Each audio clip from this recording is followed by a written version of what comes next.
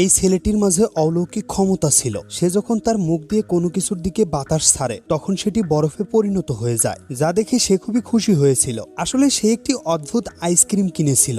এরপর সে আইসক্রিমটি খেতে শুরু করে, কিন্তু সে প্রথম কামড়েই বুঝতে পারে তার মাঝে কিছু একটা পরিবর্তন ঘটেছে। এরপর সে তার সামনে থাকা কুকুরের দিকে নিঃশ্বাস ছাড়ে, আর সাথে সাথেই কুকুরটি বরফে জমতে শুরু করে। ছেলেটি মহা খুশি ছিল, কিন্তু সে জানে না শেষে তার জন্য কি অপেক্ষা করছে। এরপর সে একজনকে পানি খেতে দেখে এবং দেরি না করে তার নিঃশ্বাস দিয়ে বোতলটি বরফ বানিয়ে ফেলে। হঠাৎ ছেলেটির মাথায় একটি বল এসে লাগে, যার ফলে ছেলেটি খুবই রেগে যায় এবং সম্পূর্ণ আইসক্রিম খেয়ে ফেলে। এরপর বলটির দিকে নিঃশ্বাস ছাড়ে, যার ফলে বলটি বরফে পরিণত হয়ে যায়। বাচ্চাগুলো পরিণতি দেখে সে খুবই খুশি ছিল। হঠাৎ তার সামনে দুইটি আইসক্রিম হাতে একজন যুবক আসে এবং দুজনের মাঝে কিছু একটা হতে যাচ্ছে, কিন্তু এই ছেলেটির সম্পূর্ণ আইসক্রিম শেষ হয়েছিল। ভিডিওটির পার্ট 2 দেখার জন্য একটি লাইক দিয়ে কমেন্ট করে জানাতে পারো।